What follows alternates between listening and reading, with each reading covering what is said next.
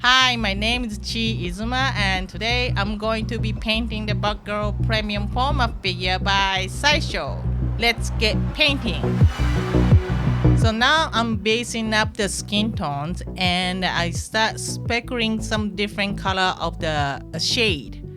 So I start with the highlights color. It's a slightly lighter than her skin tones. Whether this I'm using green is when I was spraying the shadow color, which is more orangey red. I felt like it's a little too much contrast with the skin tones and the shadow. So I'm gonna use the green color to tone down the red, but you're still able to see the red. But it kind of like tie the whole skin tones or bring it together. I masked all the skin tones really good and clean, and I start basing up the suits and the mask. So I picked the middle ground gray. I know that has suits the black, but I wanted to start it with a more darker gray so I could make the color of the highlights and shadow. So I start mixing with the dark side of the gray, but it's not black. So I base them up nice and evenly. I do a couple of coats, so make sure everything even. There's no any resin showing. I'm basing up the cape now. And also this is the same thing. I know the cape is black, but I'm making color with the more darker side of gray. So I have more flexibility to make a shadow. So you still see the contrast between the shadow colors and the base coat. Also highlights also tricky for the black too, because you really don't want to use just whiter gray. I mean, it works sometimes, but it's kind of good to have a tinted with a different color.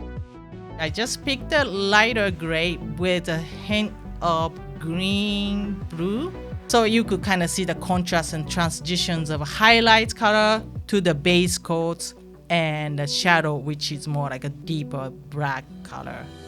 So now I'm basing up the boots, which she have a gold, but they had a little vintage looking gold, so I kind of custom made gold paints.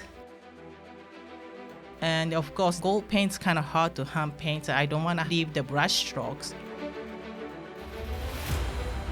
Of course, there's a little line after you remove the masking tape off. You see the little hard edge where the line is not straight, so I have to go back again with the hand brush to make a tight line to cleaning up the edge.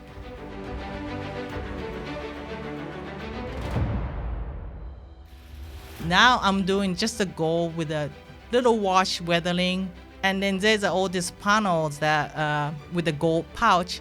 So I want to have a little different between that. I don't want to paint all the same gold, so I just kind of went heavy on a certain area with the wash color to make the difference. Once I'm done with that part, I'm start hand painting the wraps. I'm basing up the straps. And now this is the fun part. I start doing the little weathering, adding some dirt. I gotta be really careful to pick and choose where I should put the weathering on, because I don't want to make it like a patterns. So that was kind of little tricky parts, and even weathering that you kind of need to blend it. So some of the parts seems like more heavier dirt, and some of it is more clean because some smooth surface. I wanted to manipulate that effect with that weathering. If it get heavy and it's too much harsh line of the edge, I will just wipe it off with a little fabric or Q-tips. It looks like a really messy thing, but I feel like she's been wearing this unique costume for a long time. I'm using like probably 4 different colors of the paints. I just have all this different wash. And since this is an arm wrap, if you're injured, you wrap yourself, the fabric will absorb your blood and stuff. I try to manipulate that, so I try to breathe through the paints more, or even dirt or stain. Make sure I have a good effect of a realism of if the fabric gets soaked.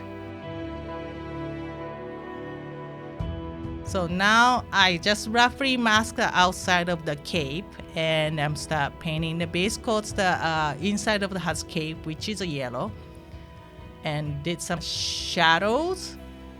And now the edge of the cape have a little sponge weatherings. Of course, edge of the cape is gonna be dirtier.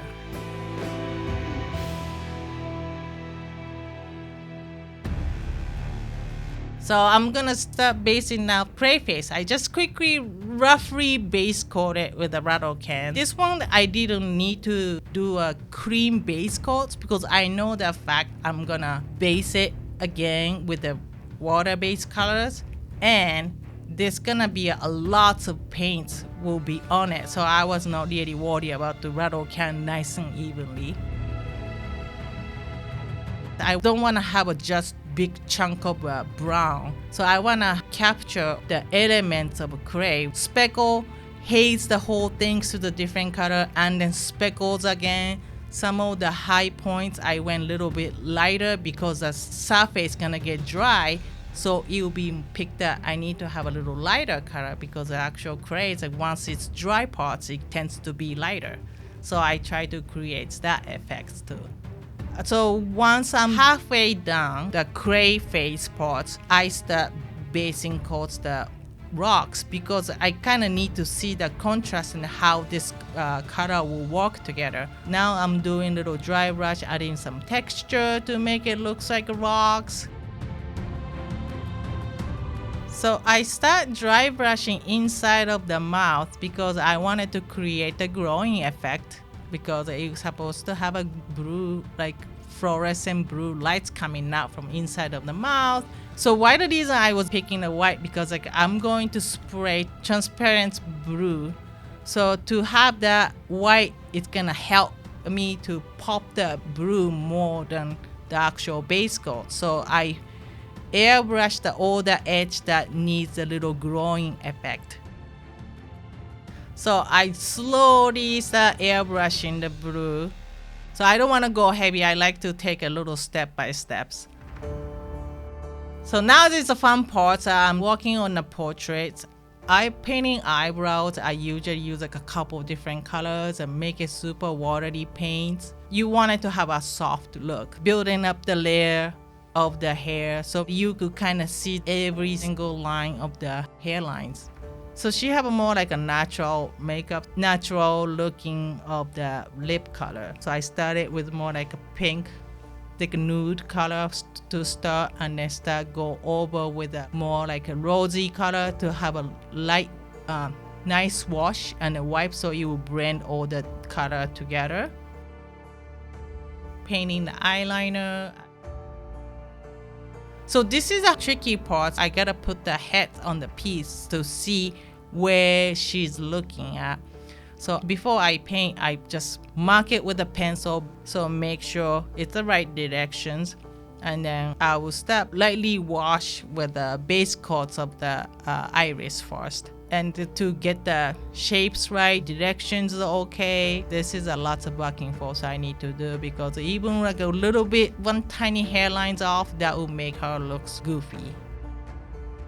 People use the brushes for the pupil, but I like to use the toothpicks. I trim the toothpicks kind of nice and pointy. And if I think it's okay, I might gonna switch to another toothpicks, almost like a stamping.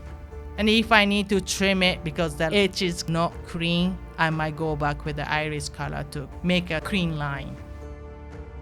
I like painting female portrait, and of course, it was challenging, but definitely I had a great time working on this piece. There you have it, the Batgirl Premium Format Figure all wrapped up.